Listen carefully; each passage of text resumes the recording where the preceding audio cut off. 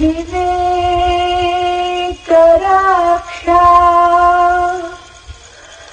करुणैव केलिः आनन्दमाला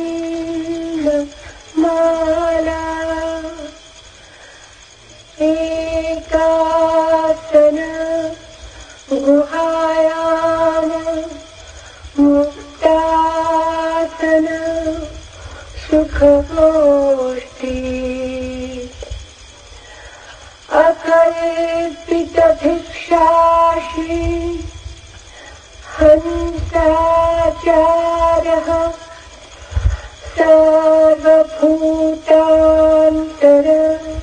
सर्वभूतान्तरवर्तिं हंस इति प्रतिपादनम्। विवेक ही उनकी रक्षा है, करुणा ही उनकी क्रीड़ा खेल है, आनंद उनकी माला है, गुह्य एकांत ही उनका आसन है और मुक्त आनंद ही उनकी गोष्ठी है।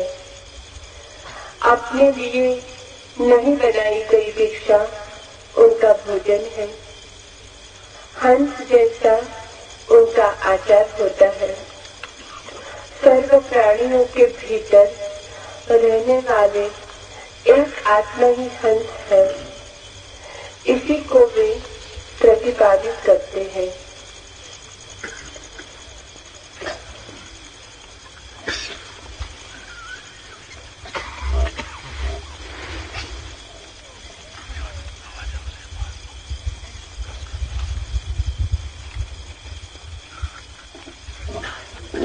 सुना है मैंने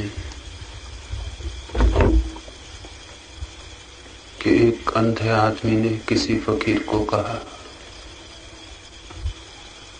मुझे रास्ते बता दें इस गांव के, ताकि मैं भटक ना जाऊं। मुझे ऐसी विधि बता दें ताकि मैं किसी से टकरा ना जाऊं। मुझे ऐसे उपाय सुझा दें जिससे कि आंख वाले लोगों की दुनिया में मैं अंधा भी जीने में सफल हो सकूं।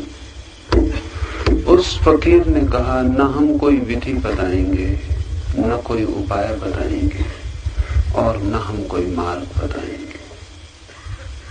स्वभावतः अंधा, दुखी और पीड़ित हुआ और सोचा भी नहीं था कि फकीर करुणा जिनका स्वभाव है ऐसा व्यवहार करेगा। कहा उसने कि मुझ पर कोई करुणा नहीं आती। फकीर ने कहा, करुणा आती है इसीलिए न तो बताऊंगा मार्ग, न बताऊंगा उपाय, न बताऊंगा ऐसी विधि जिससे तू अंधा रह के आंख वाले लोगों की दुनिया में जी सके। मैं तुझे आंख खोलने का उपाय ही बता देता हूं। और फिर उस फकीर ने कहा कि सीख लेगा इस गांव के रास्ते, लेकिन गांव रोज बदल जाते हैं।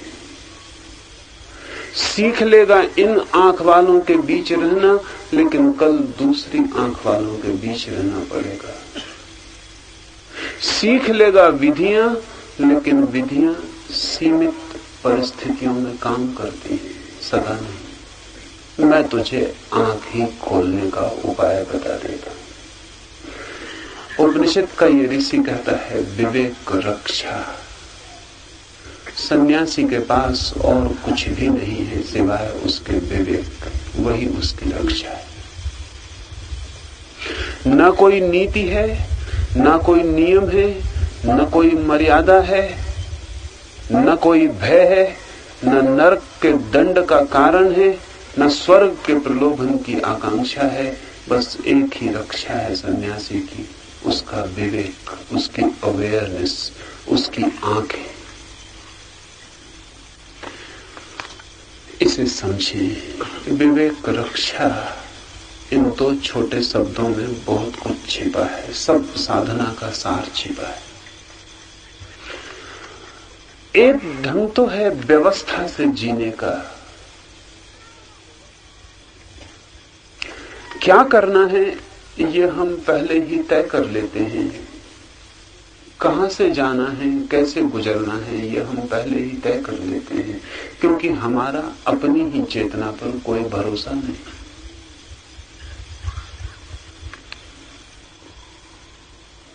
इसलिए हम सदा ही भविष्य का चिंतन करते रहते हैं और इसीलिए हम सदा ही अतीत की पुनरुक्ति करते रहते हैं, क्योंकि जो हमने कल किया था उसी को आज करना सुगम पड़ता है, क्योंकि उसे हम जानते हैं, परिचित हैं, पहचाना हुआ है। लेकिन सन्यासी जीता है क्षण में, अभी और यहीं। अतीत को दोहराता नहीं, क्योंकि अतीत को केवल मुर्दे दोहराते हैं। भविष्य की योजना नहीं करता, क्योंकि भविष्य की योजना केवल अंधे करते हैं। इस क्षण में उसकी चेतना जो उसे कहती है वही उसका कृत्य बन जाता है। इस क्षण के साथ ही सहज जीता है। खतरनाक है। इसलिए उपनिषद कहता है विवेक ही उसकी रक्षा है। होश पूर्वक जीता है, बस इतनी ही उसकी रक्षा है और उसके पास कोई उपाय नहीं। होश पूर्वक जीता है। पहले से तय नहीं करता कि कसम खाता हूं क्रोध नहीं करूंगा। जो आदमी ऐसी कसम खाता है पक्का ही क्रोधी है। एक तो तय है बात कि वो क्रोधी है, ये भी तय है कि वो जानता है कि मैं क्रोध कर सकता हूं। ये भी वो जानता है कि अगर कसमों का कोई आवरण खड़ा न किया जाए तो क्रोध की धारा कभी भी फूट सकती है। इसलिए अपने ही खिलाफ इंतजाम करता है। कसम खाता है क्रोध नहीं करूंगा, फिर कल कोई गाली देता है और क्रोध फूट पड़ता है।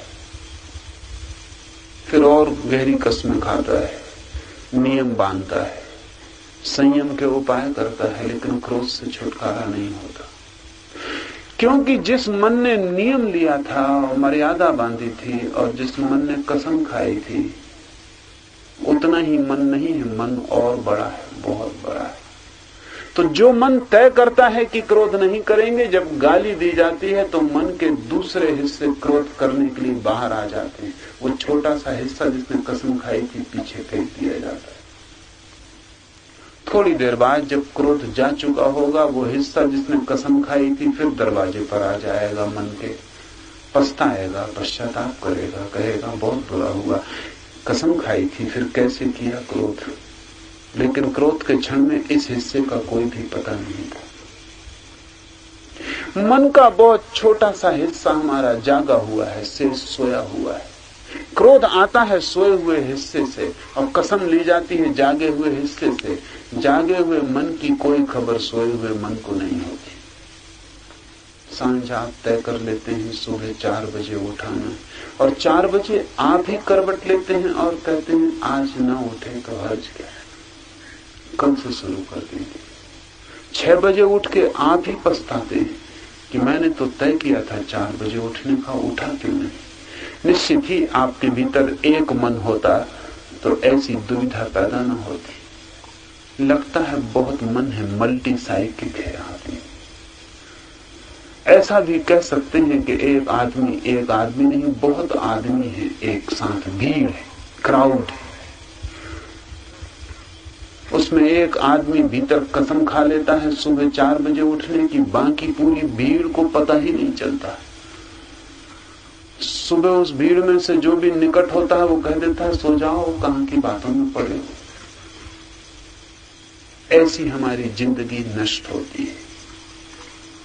नियम से बंध कर जीने वाला व्यक्ति कभी भी परम सत्य के जीवन की तरफ कदम नहीं उठा पाता है। मैं ये नहीं कह रहा हूं कि नियम तोड़कर जिए, मैं ये भी नहीं कह रहा हूं कि मर्यादाएं छोड़ दें। उस फकीर ने भी उस अंधे को नहीं कहा था कि जब तक आंख ठीक ना हो जाए तो तू अपनी लकड़ी फेंक दे।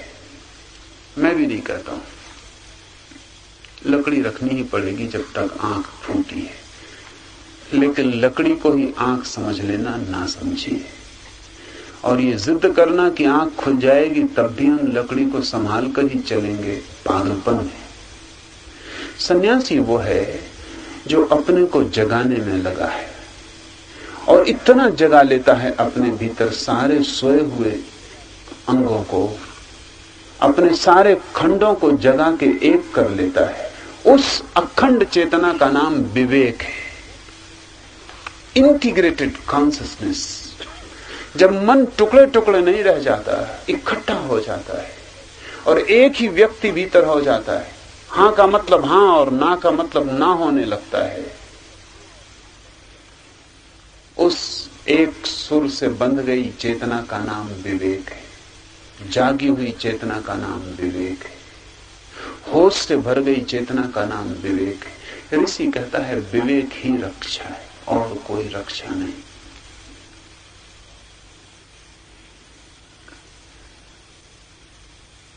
अद्भुत है रक्षा, लेकिन क्योंकि विवेक जगा हो तो भूल नहीं होती। ऐसा नहीं कि भूल नहीं करनी पड़ती, ऐसा नहीं कि भूल को रोकना पड़ता है, ऐसा भी नहीं कि भूल से लड़ना पड़ता है, बस ऐसा कि भूल नहीं होती। जैसे आंखें खुली हों तो आदमी दीवार से नहीं टकराता और दरवाजे से निकल जाता है। ऐसे ही भीतर विवेक की आंख जगी हो तो आदमी गलत को नहीं चुनता और ठीक ही उसका मार्ग बन जाता है। विवेक रक्षा, जागा हुआ होना ही इस जगत में एकमात्र रक्षा है। सोया हुआ होना इस जगत में हजार तरह के विक्षिप्तताओं को, हजार तरह की रुग्णताओं को निमंत्रण देना। हजार तरह के शत्रु प्रवेश कर जाएंगे और जीवन को नष्ट कर देंगे, छिद्र छिद्र कर देंगे, खंड खंड कर देंगे। तो जागना ही सूत्र है। सन्यासी का अर्थ है जो निरंतर जागा हुआ जी रहा है, होश पूर्वक जी रहा है। कदम भी उठाता है तो जानते हुए कि कदम उठाया जा रहा, श्वास भी लेता है तो जानते हुए कि श्वास ली जा रही। श्वास बाहर जानती है तो जानता है कि बाहर गई, श्वास भीतर जाती है तो जानता है कि भीतर गई। एक विचार मन में उठता है तो जानता है कि उठा, गिरता है तो जानता है कि गिरा। मन खाली होता है तो जानता है मन खाली है, मन भरा होता है तो जानता है कि मन भरा है। एक बात पक्की है कि जानने की सतत धारा भीतर चलती रहती है, और कुछ भी हो जानने का सूत्र भीतर चलता रहता है। यही रक्षा है, क्योंकि जान के कोई गलत नहीं कर सकता। सब गलती अज्ञान या सब गलती मूर्छा है। अगर किसी दिन, अभी तो कभी कभी कोई व्यक्ति जागता है, कभी कोई बुद्ध का अर्थ है जागा हुआ, कभी कोई महावीर, जिनका अर्थ है जीता हुआ, जिसने अपने को जीत लिया, कभी कोई क्राइस्ट, कभी एकाध व्यक्ति जागता है हम सोए हुए लोगों की दुनिया में। हम उस पर बहुत नाराज भी होते हैं, क्योंकि जहां बहुत लोग सोए हों वहां एक आदमी का जगना नींद में दूसरों की बाधा बनता है, और वो जागा हुआ उत्सुक हो जाता है कि सोए हुओं को भी जगाए, और सोए हुए नाराज होते हैं और नाराज होते हैं। उनकी नींद में दखल होती है, और ये जागा हुआ इस तरह की बातें करने लगता है कि उनके सपनों का खंडन होता है। इसलिए हम सब सोए हुए लोग जागे हुए आदमी को समाप्त कर देते हैं। जब वो समाप्त हो जाता तब हम उसकी पूजा करते हैं। पूजा नींद में चल सकती है, जागे हुए आदमी की दोस्ती नहीं चल सकती। जागे हुए आदमी के साथ जीना हो दो ही उपाय हैं, या तो वो आपकी माने और सो जाए, या आप उसकी माने और जग जाए। पहले का तो उपाय है नहीं। जो जाग गया वो सोने को राजी नहीं हो सकता। जिसके हाथ में हीरे आ गए वो कंकड़ पत्थर रखने को राजी नहीं हो सकता। जिसको अमृत दिखाई पड़ गया उसको आप डबरे के पानी को पीने को कहें, मुश्किल है, असंभव है। आपको ही जगना पड़े उसके साथ। सत्संग का यही अर्थ था, यही अर्थ था किसी जागे हुए पुरुष के पास होना। उस जागे हुए के पास होने से शायद आपकी नींद भी टूट जाए, शायद नींद का एक आध कण भी टूटे, करवट बदलते वक्त जरा सी आंख भी खुले और जागे हुए व्यक्तित्व का दर्शन हो जाए, तो शायद आकांक्षा, प्यास जगे, अभीप्सा पैदा हो और आप भी जागने की यात्रा पर निकल जाएं। अगर कभी ऐसा हुआ कि बहुत लोग जाग सके और जागे लोगों का समाज बन सका, तो निश्चित ही हम ये बात उस दिन कहेंगे कि हमारे पूरे इतिहास में हमने जिन लोगों को जुर्मी ठहराया, अपराधी ठहराया, वो गलती हो गई। वो सोए हुए लोग थे, सोए हुए लोग अपराध करेंगे ही। अदालतें माफ कर देती हैं अगर नाबालिग हो व्यक्ति अपराध करे, क्योंकि वे कहती हैं अभी समझ कहां। लेकिन बालिग के पास समझ है। अदालतें क्षमा कर देती हैं अपराधों को या कम कर देती हैं, न्यून कर देती हैं अगर आदमी ने नशे में किया हो, क्योंकि वे कहते हैं जो होश में नहीं था उसके ऊपर जिम्मेवारी क्या है। लेकिन हम होश में हैं। सच तो यह है कि हमारा पूरा इतिहास सोए हुए आदमियों के कृत्यों का इतिहास है। इसलिए तो 3000 वर्ष में हमको सिवाय युद्धों के और कुछ नहीं, युद्ध और युद्ध। 3000 वर्ष में 14,700 युद्ध हुए जमीन पर, सिवाय लड़ने के। और ये तो बड़े युद्ध हैं जिनका इतिहास उल्लेख करता है। दिन भर जो छोटी मोटी लड़ाइयां हम लड़ते हैं पराओं से और अपनों से, उनका तो कोई हिसाब नहीं, लेखा जोखा नहीं। पूरी जिंदगी हमारी कलह के अतिरिक्त और क्या है? और पूरी जिंदगी हम सिवाय दुख के क्या अर्जित कर पाते हैं? ये सोए हुए होने की अनिवार्य परिणति है। ऋषि कहता है सन्यासी का तो विवेक ही रक्षा है। हिम्मतवर लोग थे, बड़े साहसी लोग थे जिन्होंने ये कहा। नहीं कहा कि नीति में रक्षा है, नियम में रक्षा है, नहीं कहा मर्यादा में रक्षा है, नहीं कहा शास्त्र में रक्षा है, नहीं कहा गुरु में रक्षा है, कहा विवेक में रक्षा है, होश में रक्षा है। होश के अतिरिक्त कोई रक्षा नहीं हो सकती, भूल होकर ही रहेगी।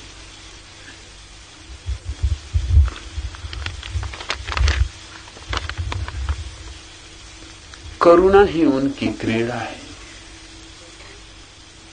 करुणैव केली। एक ही उनका खेल है जागे हुओं का, करुणा।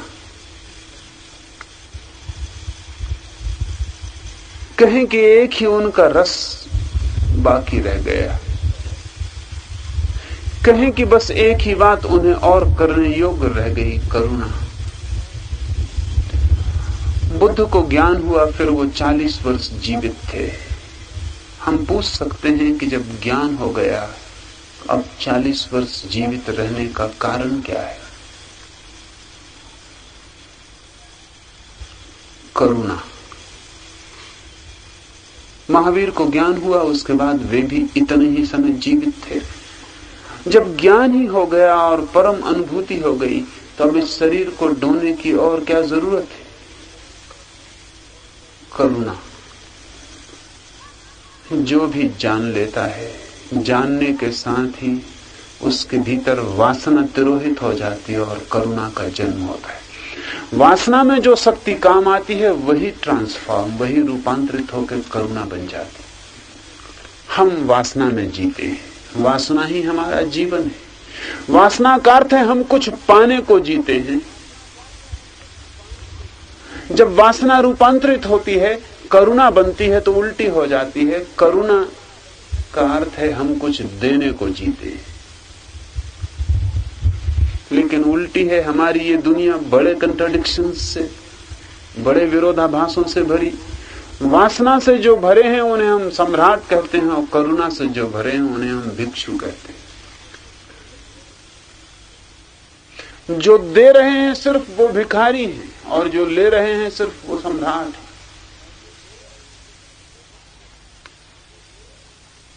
गहरा व्यंग है बुद्ध का इसमें कि बुद्ध अपने को भिक्षु कहते हैं कि मैं भिखारी हूं। और हम सब भी राजी हो जाते हैं कि ठीक है, 2 रोटी तो बुद्ध हमसे मांगते ही, तो भिखारी तो हो ही गए। बुद्ध हमें क्या देते हैं उसकी कोई कीमत आंकी जा सकती है?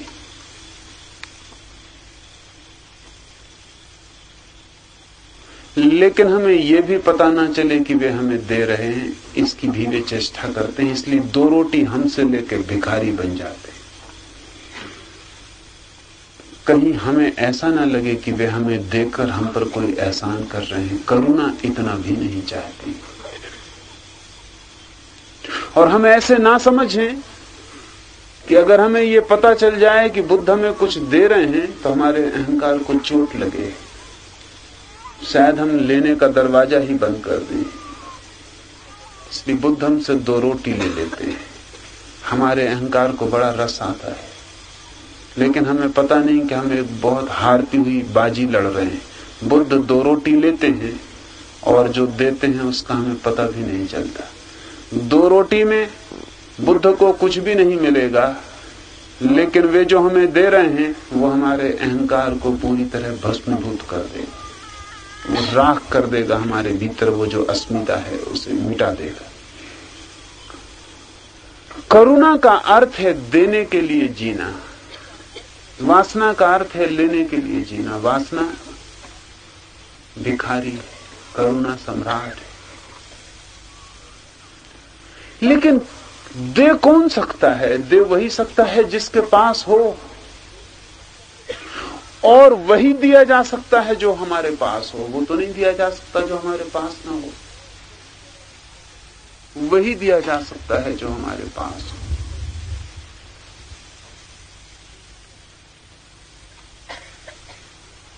हम तो मांग कर ही जीते हैं पूरे जीवन में। हमारे पास कुछ भी नहीं। प्रेम भी हम मांगते हैं कोई दे,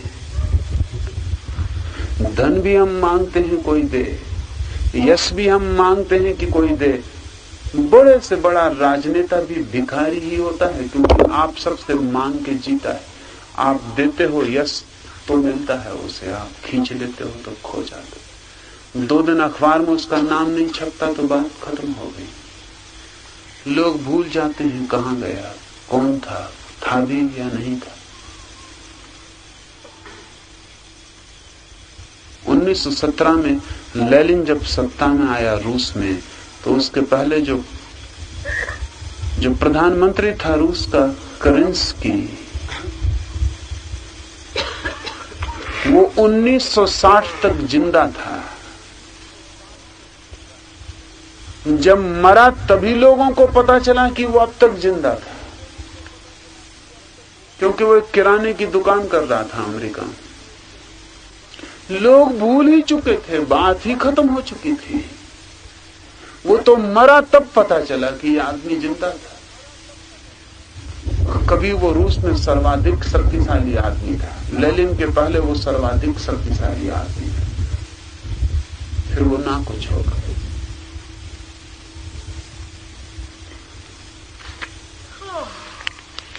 राजनेता भी हमसे यश मांग के जीता है। जो भी हमसे मांग के जीता है वो सन्यासी नहीं है। सन्यासी तो वो है जो हमें देकर जीता है। और देने की बात भी नहीं करता कभी कि आपको कुछ दिया है। ऐसे उपाय करता है कि आपको लगे कि आपने ही उसे कुछ दिया। करुणा ही उसकी क्रीड़ा है, बस एक ही, वो भी क्रीड़ा है। ये बहुत मजेदार बात है। ये नहीं कहा कि करुणा ही उसका काम है। It is not a work but a play. काम नहीं है करुणा, खेल है, क्रीड़ा है। क्रीड़ा और काम में क्या फर्क है? कुछ बुनियादी फर्क है। एक तो ये कि काम अपने आप में मूल्यवान नहीं होता, क्रीड़ा अपने आप में मूल्यवान होती है। अगर आप सुबह घूमने निकले हैं और कोई पूछे कि किस लिए घूमने निकले हैं, तो आप कहेंगे घूमने में आनंद है। किस लिए नहीं, कहीं पहुंचने के लिए नहीं निकले, कोई मंजिल नहीं, कोई गंतव्य नहीं, फिर उसी रास्ते से आप अपने दफ्तर जाते हैं। तो कोई आदमी पूछता है बड़े आनंद से टहल रहे हैं, तो आप कहते हैं टहल नहीं रहा हूं, दफ्तर जा रहा हूं।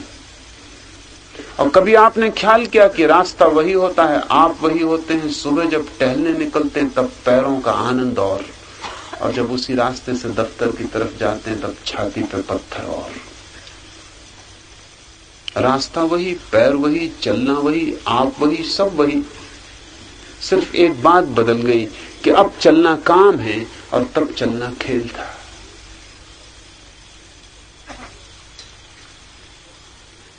जो बुद्धिहीन है वे अपने खेल को भी काम बना लेते हैं, जो बुद्धिमान है वे अपने काम को भी खेल बना लेते हैं।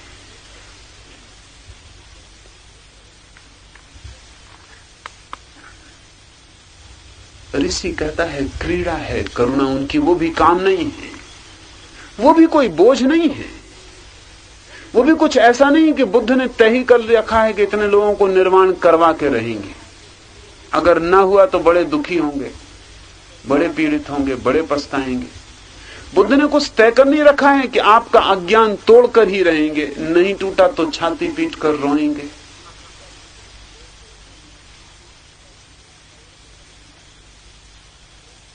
खेल है, आनंद है कि आप जग जाएं, न जगे आपकी मर्जी, बात समाप्त हो गई, खेल पूरा हो गया। तो एक व्यक्ति भी न जगे बुद्ध के प्रयासों से, तो भी बुद्ध उसी आनंद से परिभ्रमण करके विदा हो जाएंगे। उस आनंद में कोई फर्क न पड़ेगा। बुद्ध का आनंद था कि वो बांट दें, नहीं लिया वो जुम्मा आपका है, उसके लिए उन्हें पीड़ित होने का कोई भी कारण नहीं। इसलिए कहा क्रीड़ा, खेल बन जाए तो फिर आनंद है, और काम बन जाए तो बोझ है।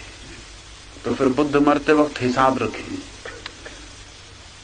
इतने लोगों से कहा, किसी ने लिया नहीं लिया। इतने लोगों को समझाया, कोई समझा नहीं, तो मेरा श्रम व्यर्थ गया। ध्यान रखिए, काम अगर पूरा ना हो, फल ना लाए, तो श्रम व्यर्थ चला जाता है। लेकिन क्रीड़ा का श्रम कभी व्यर्थ नहीं जाता, वो तो क्रीड़ा में ही पूर्ण हो गया, कोई फल का सवाल नहीं। और इसलिए भी क्रीड़ा कहा कि सिर्फ क्रीड़ा ही फलाकांक्षा से मुक्त हो सकती है, काम कभी भी फलाकांक्षा से मुक्त नहीं हो सकता। कृष्ण ने गीता में फलाकांक्षा रहित कर्म की बात कही है। ये उपनिषद का ऋषि ज्यादा ठीक शब्द का प्रयोग कर रहा है, कृष्ण से भी ज्यादा ठीक शब्द का। क्योंकि फलाकांक्षा रहित कर्म होगा तो उसमें फलाकांक्षा हो जाएगी, या फिर कर्म का अर्थ क्रीड़ा करनी पड़ेगी। इसलिए इस ऋषि ने यह नहीं कहा कि करुणा उनका कर्म, कहा करुणा उनकी केली, उनका खेल। कहीं कोई आकांक्षा उससे तृप्त होने को नहीं है, कहीं कोई इच्छा भविष्य में पूरा होने के लिए यात्रा पर नहीं निकली है, किसी वासना का तीर प्रत्यंचा पर नहीं चढ़ा है, कोई लक्ष्य नहीं है जिसे वेध डालना है, नहीं, बस ये मौज है। ये भीतर आनंद भर गया है, ये बाहर बिखरना चाहता है, लुटना चाहता है। जैसे फूल खिल गए हैं वृक्ष पर और उनकी सुगंध रास्ते पर गिरती है, ये क्रीड़ा है। ये वृक्ष इसकी चिंता में नहीं कि कौन निकलता है नीचे से, और जो निकलता है वो वीआईपी है या नहीं, कोई प्रतिष्ठित आदमी निकलता है कि कोई गरीब मजदूर निकलता है, कि आदमी निकलता है कि गधा निकलता है, वृक्ष को कोई मतलब नहीं। गधे को भी वृक्ष अपने फूल की सुगंध वैसी ही दे देता है जैसा एक राजनीतिक नेता नीचे से निकले तो उसको जीते, कोई भेद नहीं करता।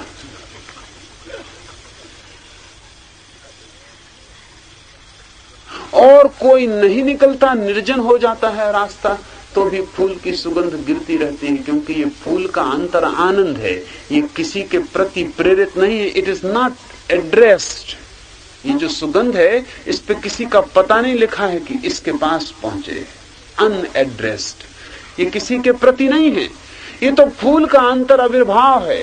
ये तो भीतर उसके प्राणों में जो सुगंध बढ़ गई है, उसे वो लुटा दे रहा है।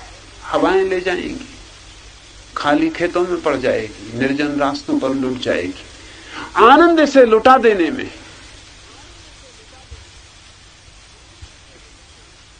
एक बहुत अद्भुत घटना मैंने सुना है मैंने कि एक बहुत बड़ा मनोचिकित्सक विल्हेम रेक, अभी पश्चिम में जो थोड़े से कीमती आदमी इस आधी सदी में हुए उनमें से एक,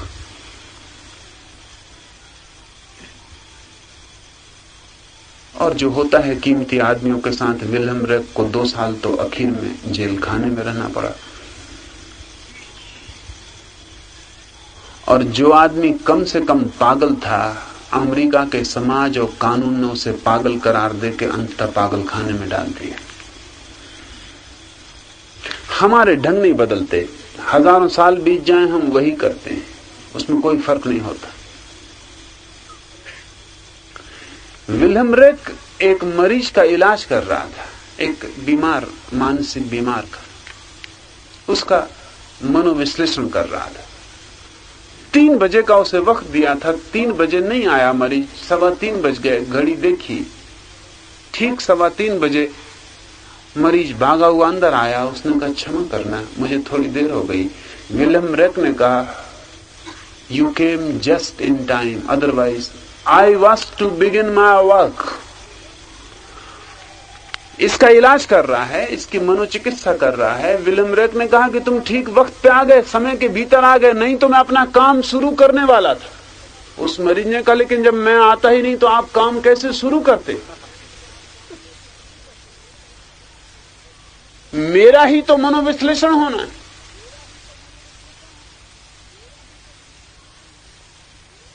फूल निर्जन में सुगंध डाले तो हमारी समझ में आ सकता है, लेकिन विल्हेम रेक अगर बिना मरीज के मनोविश्लेषण शुरू कर दे तो हम भी कहेंगे पागल। विल्हेम रेक ने कहा कि तू तो सिर्फ निमित्त है, तू नहीं भी आता तो काम तो हम शुरू कर ही देते, वो हमारा आनंद है। ये समझना कठिन होगा, फूल को समझ लेना आसान है, क्योंकि फूल को हम पागल नहीं सोच सकते, आदमी को समझना कठिन है।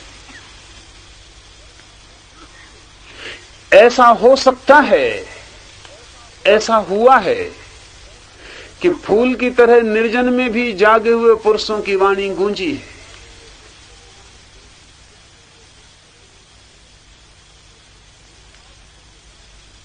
लाओत्से के बाबत सुना है मैंने कि कई बार ऐसा हुआ कि वो किसी वृक्ष के नीचे बैठा है और बोल रहा है, राहगीर कोई निकला, ठिठक के खड़ा हो गया, चौंक कर उसने देखा, सुनने वाला कोई भी नहीं है। पास जाकर राहगीरों ने पूछा भी कि यहां कोई दिखाई नहीं पड़ता सुनने वाला, आप बोल रहे हैं किससे? लाओत्से कहता है, ये अंतर्भाव है, कोई चीज भीतर जन्म गई है, उसे बाहर डाले दे रहा हूं। अभी सुनने वाला नहीं है, शायद कभी कोई सुन ले।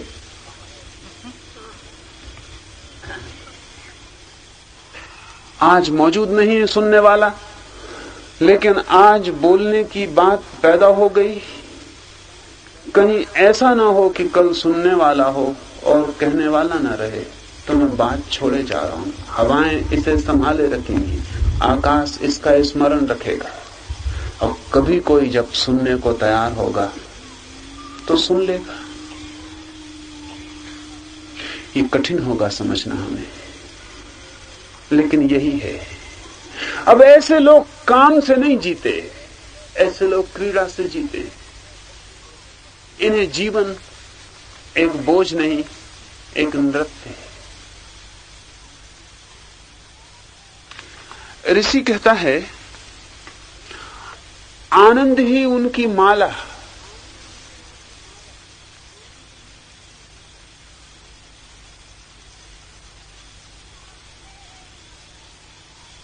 आनंद ही उनकी माला। वे और कुछ नहीं पहनते, आनंद की ही माला पहनने लगते। उसमें आनंद के ही गुरिये हैं, उसमें आनंद का ही धागा पिरोया हुआ है। वे प्रति क्षण अहोभाव में जीते हैं, प्रति पल। कोई ऐसी परिस्थिति नहीं जो उन्हें दुख में डाल सके। हम परिस्थिति से दुखी होते हैं, परिस्थिति से सुखी होते हैं। कारण होता है हमारे दुख का और कारण होता है हमारे सुख का। ध्यान रहे, जब तक कारण होता है हमारे सुख का और दुख का, तब तक हमें आनंद का कोई भी पता नहीं, क्योंकि आनंद अकारण है। कारण सब बाहर होते हैं, इसलिए सुख भी बाहर होता है, दुख भी बाहर होता है। अकारण जो अवस्था है वो भीतर होती है, इसलिए आनंद भीतर होता है। और ध्यान रहे, जो परिस्थिति पर निर्भर होकर जीता है वो गुलाम होगा ही। गुलाम इसलिए होगा कि परिस्थिति कभी भी बदल सकती है और उसका सुख दुख हो सकता है, और परिस्थिति कभी भी बदल सकती है और उसका दुख सुख हो सकता है। परिस्थिति उसके हाथ में नहीं, परिस्थिति मेरे हाथ में नहीं। आनंद ही उनकी माला है। सन्यास में जो गए गहरे, वे परिस्थिति पर निर्भर होकर नहीं जीते। उनके सुख दुख का कोई कारण बाहर नहीं होता, बस वे आनंदित होते हैं अकारण। तब फिर परिस्थिति कुछ भी नहीं कर सकती। आग लगा दें उनमें तो भी वे उसी आनंद में होते हैं। फूल बरसा दें उनके ऊपर तो भी वे उसी आनंद में होते हैं। भीतर उनके कोई रंच मात्र फर्क नहीं पड़ता।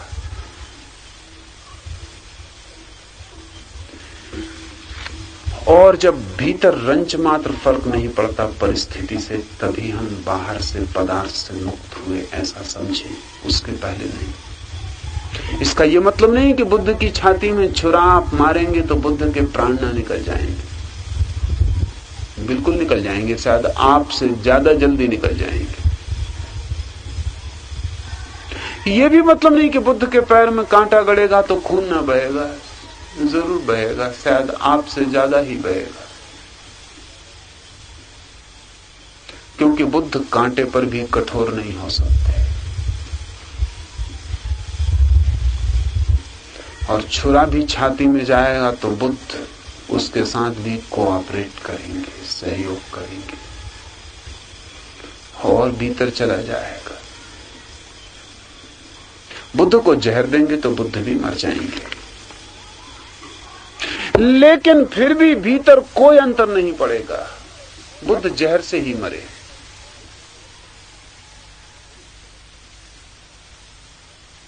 भूल से दिया था जहर, जानकर नहीं था। एक गरीब आदमी ने बुद्ध को निमंत्रण दिया था भोजन के लिए, और बिहार में लोग कुकुर मुत्ते को इकट्ठा कर लेते हैं। वो जो बरसात में गीली जगह में लकड़ी पर कहीं भी पैदा हो जाता है, छतरी वर्षा की, कुकुर मुत्ता, उसे इकट्ठा कर लेते हैं और सुखा लेते हैं तो वो वर्ष भर सब्जी का काम देता है, लेकिन वो कभी कभी पास में सो जाता है। ऐसी गलत जगह में हो तो उसमें कभी कभी जहर हो जाता है। एक गरीब आदमी ने बुद्ध को निमंत्रण दे दिया। बहुत रोका लोगों ने। सम्राट भी उस गांव का निमंत्रण देने आया, लेकिन थोड़ी देर हो गई थी। बुद्ध ने कहा थोड़ी देर हो गई, निमंत्रण तो मैंने स्वीकार कर लिया। उसने कुकुरमुत्ते की सब्जी बनाई थी, और तो उसके पास कुछ था नहीं, रोटी थी, नमक था, कुकुरमुत्ते की सब्जी थी। वो जहरीली थी, कड़वा जहर था। लेकिन बुद्ध उसे खाए चले गए।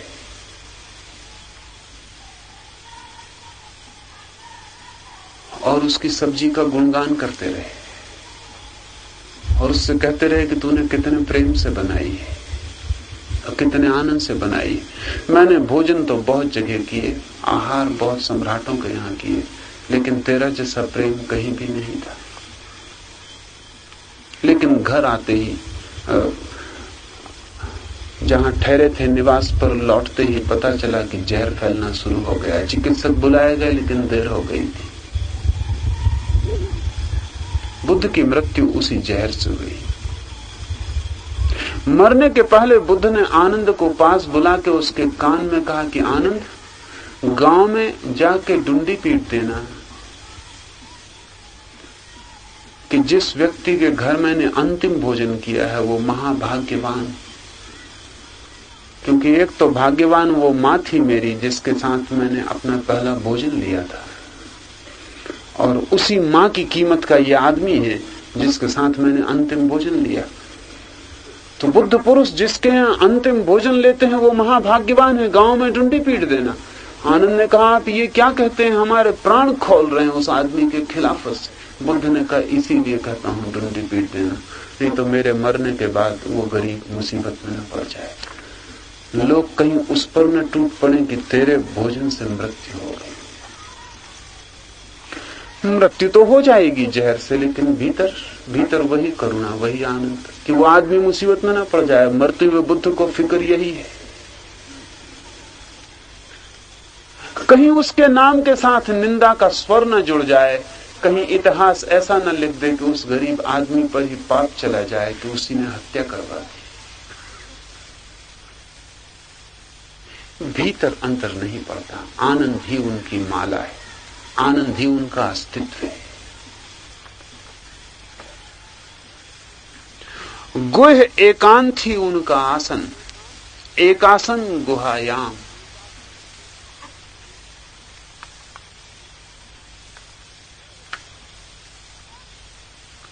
इसमें दो शब्द समझ लेने जैसे हैं, गुह और एकांत। अगर सच में ही एकांत खोजना है तो स्वयं के भीतर खोजे बिना नहीं मिलेगा। कहीं भी चले जाएं, पहाड़ पर जाएं, कैलाश पर जाएं, जंगलों में जाएं, गुफाओं में जाएं, कहीं भी जाएं, एकांत नहीं मिलेगा।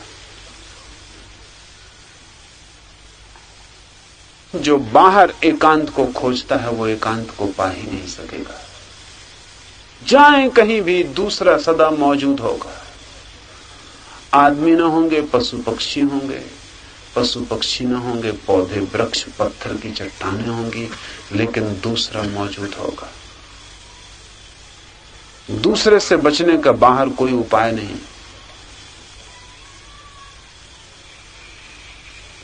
एक ही जगह है अंतर गुहा, भीतर एक गुह स्थान है जहां स्वयं के अतिरिक्त और कोई भी नहीं, वही एकांत है। ऋषि कहता है एकासन गुहायाम, वो जो अंतर की गुहा है उस एकांत में ही प्रवेश कर जाना उनका आसन है। वे इसी आसन को खोजते हैं। हम आसन जानते हैं, योगासन हम जानते हैं, कोई सिर के बल खड़ा है, कोई शीर्षासन कर रहा है, कोई सिद्धासन कर रहा है, लेकिन ऋषि कहता है ये आसन उनके आसन नहीं। ये भी बाहर की क्रियाएं उपयोगी हैं, हितकर हैं, उनसे लाभ ही होता है, लेकिन ये उनका आसन नहीं है जो परम गति में प्रवेश करना चाहते हैं।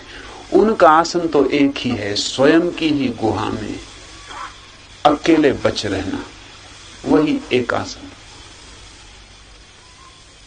वही एकांत, जहां मेरे अतिरिक्त और कुछ भी नहीं है। और ध्यान रहे, ये बहुत मजे की बात है, जहां मेरे अतिरिक्त कोई भी नहीं है वहां मैं भी नहीं बचता हूं। मुझे बचने के लिए दूसरे का होना जरूरी है, क्योंकि मैं दूसरे का ही छोर हूं। अगर तू ना बचे तो मैं के बचने की कोई उपाय नहीं। तू को देखकर ही मैं जन्मता है। इसलिए तो आप भीड़ को खोजते हैं। हर आदमी भीड़ को खोजता है, क्योंकि भीड़ में जितना मैं मालूम पड़ता है उतना अकेले में बिखर जाता है।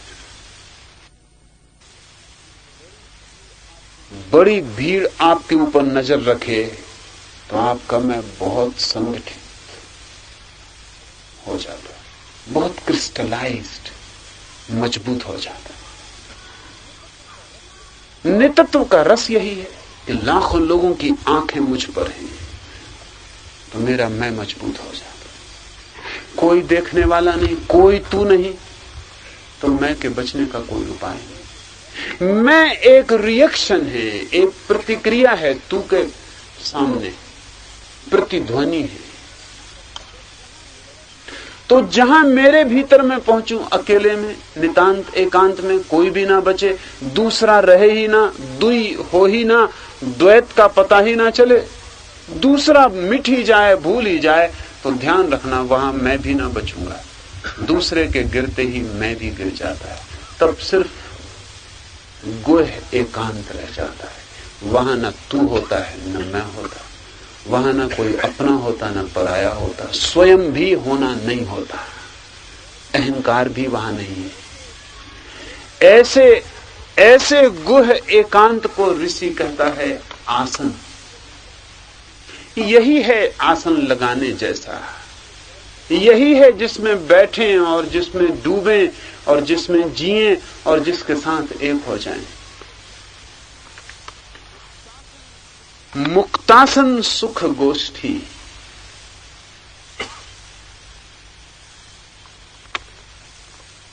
मुक्त आनंद ही उनकी सुख गोष्ठी है। मुक्त आनंद ही उनकी चर्चा है, मुक्त आनंद ही उनका उपदेश है, मुक्त आनंद ही उनकी चर्या है। मुक्त आनंद तभी संभव है जब मैं इतना अकेला हो जाऊं कि मैं भी ना बचूं। अगर दूसरा मौजूद है तो बंधन जारी रहेगा, अगर मैं भी मौजूद हूं तो बंधन जारी रहेगा। न तू बचे न मैं बचूं तो वहां चेतना मुक्त हो जाती, सब बंधन से बाहर हो जाती। उस मुक्त आनंद को ऋषि ने कहा वही उनकी गोष्ठी, वही उनका सत्संग, उस आनंद के साथ ही उनकी चर्चा, उस आनंद के साथ बिहरना ही उनकी चर्या, उस आनंद में जीना ही उनका जीवन।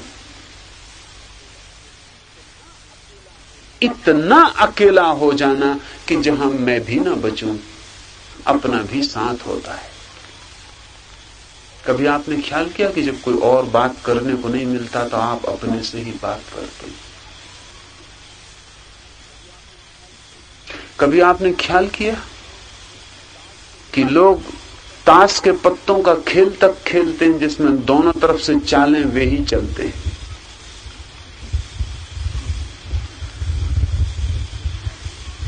कोई खेलने वाला ना मिले तो क्या करिएगा? तो ताश के पत्ते बिछा के आदमी दोनों तरफ की चालें चलता है, अकेला खुद ही। आप भी 24 घंटे इस तरह की चालें चलते हैं। आपके भीतर निरंतर डायलॉग चलता है। दो तो नहीं है वहां, इसलिए डायलॉग होना नहीं चाहिए। दूसरा हो तो बातचीत चलनी चाहिए। आप अपने से ही बातचीत चलाते हैं, आप ही चोर बन जाते हैं, आप ही मजिस्ट्रेट भी बन जाते हैं। भीतर बड़ा नाटक चलता है। करीब करीब आप सभी का अभिनय भीतर कर लेते हैं। आप वो भी कहते हैं जो आप कहना चाहते हैं, आप वो भी कहते हैं जिससे आप कहना चाहते हैं उसकी तरफ से जवाब भी देते हैं। मुल्ला नसरुद्दीन एक ट्रेन में यात्रा कर रहा है, बीच बीच में अकारण खिलखिला के हंस पड़ता है, फिर चुप हो जाता है। आसपास के लोग चौकन्ने हो गए कि आदमी कुछ अजीब है, कोई कारण नहीं दिखाई पड़ता, खाली बैठा है, आंखें बंद किए, फिर एकदम से खिलखिला के हंसता है, फिर चुप हो जाता है, संभल के फिर बैठ जाता है। आखिर नहीं रहा गया, जिज्ञासा बढ़ी। एक आदमी ने हिम्मत की, जरा हिलाया और कहा, महानुभाव, मामला क्या है? अचानक खिलखिला पड़ते हैं। नसरुद्दीन ने कहा, बाधा मत डालो, I am telling jokes to myself. मैं अपने आप से जरा कुछ मजाक की बातें कर रहा हूं।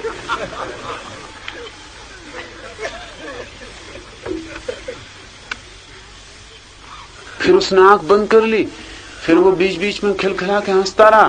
फिर कभी कभी ऐसा भी होता कि हंसता तो नहीं, ऐसा झिड़कता है। आखिर फिर उनकी जिज्ञासा बढ़ी कि बात क्या है। फिर उसने पूछा बगल के आदमी ने कि महानुभाव, हंसते थे ठीक था, ये कोई चीज झिड़क देते हैं बीच बीच में। उसने कहा, सम ओल्ड जोक, सुन चुके कई दफा, कह चुके कई दफा, वो बीच में आ जाती थी। पूरे समय हमारे भीतर भी यही चल रहा है।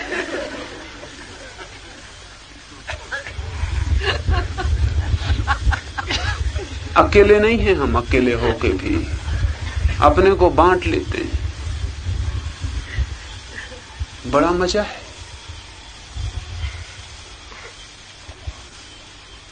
बांट बांट के बातचीत चलती रहती है। जरा इस भीतर के चर्चा पर ख्याल करना। ऋषि की इतना अकेला हो जाता है, इतना अकेला कि अपने से भी बात नहीं हो सकती। अब तो आनंद ही चर्चा है, अब तो आनंद ही भीतर स्पंदित होता रहता है। कोई नहीं बचा, आनंद अकेला बच गया। वही नृत्य करता है, वही नाचता है, बस वही गोष्ठी है।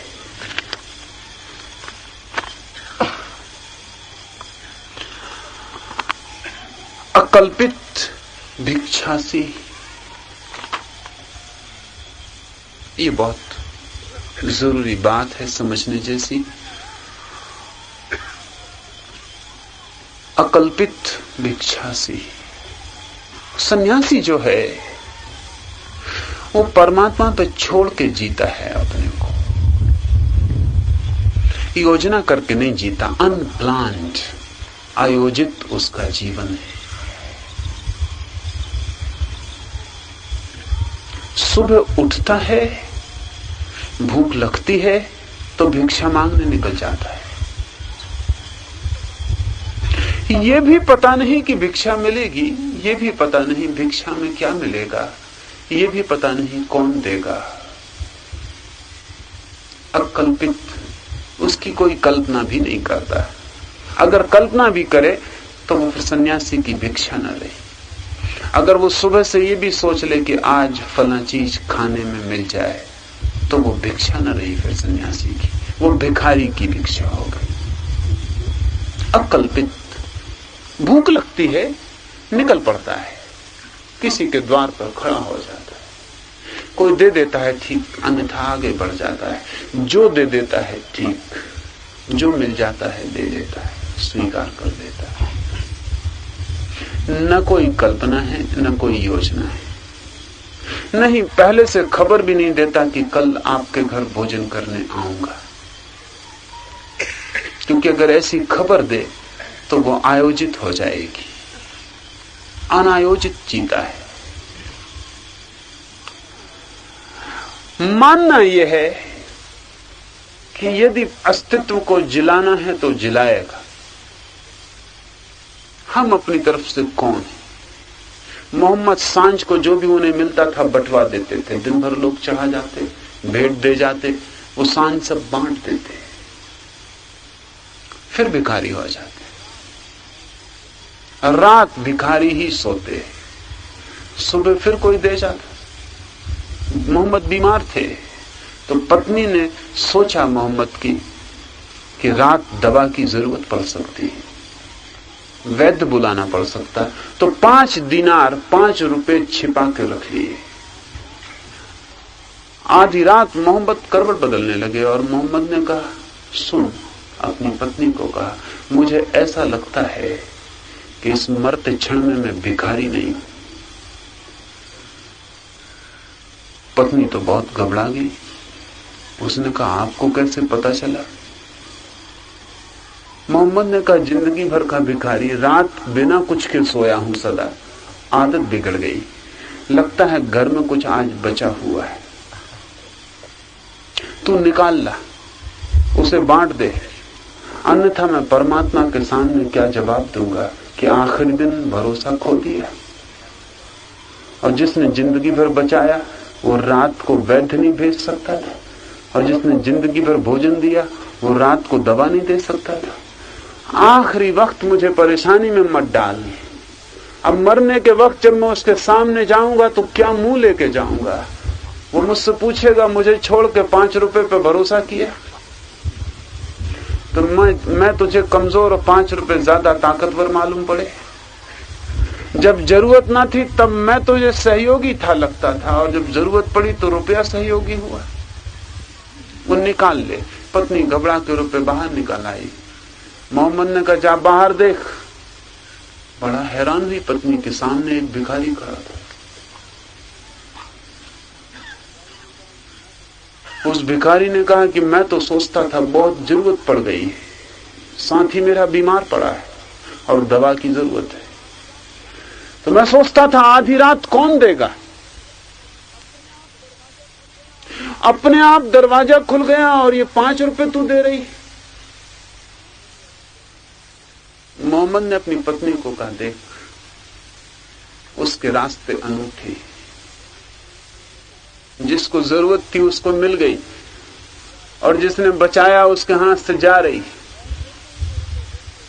और जैसे ही वो रुपए दे दिए गए, मोहम्मद ने चादर ओढ़ ली, अपनी पत्नी से कहा, अब मैं निश्चिंत मर सकता हूं। और चादर ओढ़ के तत्क्षण उनकी श्वास निकल गई। जो जानते हैं वो कहते हैं वो श्वास अटकी ही इसलिए रही, वो 5 रुपए बहुत भारी पड़े, बहुत वजनी थे। अकल्पित भिक्षासी, सन्यासी कल्पना नहीं करता, भिक्षा की ही नहीं किसी चीज की कल्पना नहीं करता, किसी चीज की योजना नहीं बना के चलता। ये मिल जाए ऐसा कोई सवाल नहीं है, जो मिल जाए उसके लिए धन्यवाद, और जो न मिले उसके लिए भी उतना ही धन्यवाद। इतना अर्थ है कि अपने से नहीं जीता, परमात्मा पे छोड़कर जीता है। परमात्मा जहां ले जाए वहीं चला जाता है। दुख में तो दुख में, सुख में तो सुख में, महलों में तो महलों में सही, और झोपड़ों में तो झोपड़ों में सही। परमात्मा जहां ले जाए उसके हाथ में छोड़ देता है अपने को। छोटे बच्चे को देखा कभी? बाप का हाथ पकड़ के रास्ते पे चलता होता है तो फिर बिल्कुल फिक्र नहीं करता वो कहां जा रहा है, कहां ले जाया जा रहा है। जब बाप के हाथ में हाथ है तो बात खत्म हो गई। अकल्पित भिक्षासी, जब परमात्मा के हाथ में छोड़ दिया सब, तो बात खत्म हो गई। वो जो करवाए वही ठीक है, उसी के लिए मन राजी है, उसकी स्वीकृति है। हंस जैसा उसका आचार है, हंसाचार। हंस जैसा उसका आचरण है। हंस के आचरण की 2 खूबियां हैं, वो ख्याल में ले लें तो वो सन्यासी के आचरण की खूबियां हैं। एक तो मैंने आपसे पीछे कहा कि हंस की ये कल्पित क्षमता है, वैज्ञानिक ना भी हो, काव्य क्षमता है कि वो पानी और दूध को अलग कर लेता, असार और सार को अलग कर लेता। वो जो विवेक है सन्यासी का जागा हुआ, वो तलवार की तरह असार को सार को काट के अलग कर देता है। जस्ट लाइक ए स्वॉर्ड, तलवार की तरह 2 टुकड़े में कर देता है। हंस की एक दूसरी क्षमता है, वो भी काव्य क्षमता है। वो है कि हंस मोती के अतिरिक्त और कुछ आहार नहीं लेता। मर जाए मोती ही चुनता है। तो सन्यासी भी मर जाए पदार्थ नहीं चुनता, परमात्मा ही चुनता है। हर हालत में, हर हालत में चुनाव उसका मोतियों का है, कंकड़ पत्थरों का नहीं। मौत के लिए राजी हो जाएगा, लेकिन कंकड़ पत्थरों के लिए राजी नहीं होगा। श्रेष्ठ का ही उसका चुनाव है, शुभ का, सुंदर का, सत्य का ही उसका चुनाव है। ये जो हंस की क्षमता है, यही सन्यासी का आचरण है।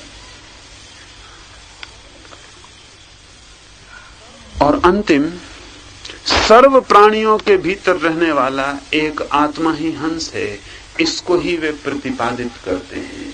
और जीवन से, शब्दों से, वाणी से, आचरण से एक ही बात वे प्रतिपादित करते हैं, सबके भीतर जो बसा है वो ऐसा ही परमहंस है। सबके भीतर ऐसी ही आत्मा का आवाज है, सबके भीतर ऐसी ही चेतना की धारा प्रवाहित हो रही है। जो जानते हैं उनके भीतर भी, और जो नहीं जानते हैं उनके भीतर भी। जो अपने आप आंख बंद किए खड़े हैं उनके भीतर भी वही परमात्मा है। जो द्वार बंद किए हैं उनके भीतर भी, जो खोलकर आंख देखते हैं उनके भीतर भी। फर्क भीतर के परमात्मा का नहीं है, फर्क भीतर के परमात्मा से परिचित या अपरिचित होने का। परम ज्ञानी में और परम अज्ञानी में जो फर्क है वो स्वभाव का नहीं है, वो फर्क से केवल बोध का है, अवेयरनेस का है। मैं हूं, खीसे में हीरे पड़े हैं और मुझे पता नहीं। आप हैं, आपके खीसे में हीरे पड़े हैं और आपको पता है। जहां तक संपदा का संबंध है, हम दोनों में कोई भी भेद नहीं, लेकिन फिर भी मैं निर्धन रहूंगा क्योंकि मुझे अपनी संपदा का कोई पता ही नहीं। और आप धनवान रहेंगे क्योंकि आपको अपनी संपदा का पता है। और फिर भी संपदा मेरे पास उतनी ही है जितनी आपके पास, लेकिन उस संपदा का क्या मूल्य जिसका हमें पता ही ना हो। उस तिजोरी का क्या मूल्य हमें मालूम ही ना हो कि वो तिजोरी। उस हीरे का क्या करिएगा जिसको हम पत्थर समझ के और घर के कोने में डाल रखें। पर इससे फर्क नहीं पड़ता, वो संपदा हमारी है। यही ऋषि उपदेश करते हैं, यही वे समझाते रहते हैं। अहिर्निश सब रूपों में, सब भांति, सब प्रकार से एक ही बात समझाते रहते हैं कि जो उनके भीतर है वही तुम्हारे भीतर भी है, और सबके भीतर वही है। ये भरोसा एक बार आ जाए, ये ट्रस्ट एक बार आ जाए कि मेरे भीतर भी वही है, तो शायद मैं छलांग लगाने के लिए तैयार हो जाऊं। शायद ये स्मरण एक बार आ जाए कि वही मेरे भीतर भी है, तो शायद मैं खोज पर निकल जाऊं, खोदने के लिए तैयार हो जाऊं। कोई कह दे कि वो खजाना मेरे घर के नीचे भी गड़ा है, तो शायद मैं कुदाली उठा लूं। आलसी आदमी हूं, सोया पड़ा रहता हूं, लेकिन खजाने की याददाश्त कोई दिला दे तो शायद मैं आलसी पड़ा रहने वाला, सोने वाला भी उठाऊं, 2-4 हाथ चलाऊं तो शायद नीचे के घड़ों की आवाज आने लगे। और थोड़ा आगे बढ़ूं तो शायद घड़े मिल जाएं, घड़ों को फोड़ूं तो शायद खजाना मिल जाए।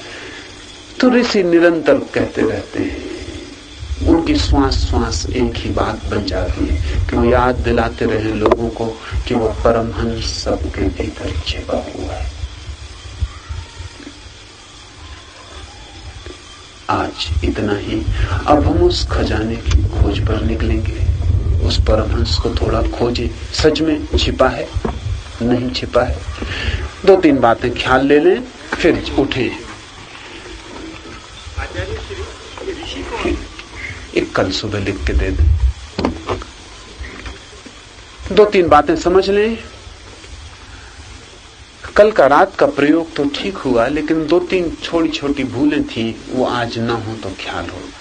एक तो जिन लोगों को भी खड़ा रहना हो, जिन्हें ऐसा लगता हो कि उनसे कूदना नहीं हो सकेगा, लगना तो नहीं चाहिए, थोड़ी कुदाली चलाएं, थोड़ा कूदें, थोड़ा श्रम करें।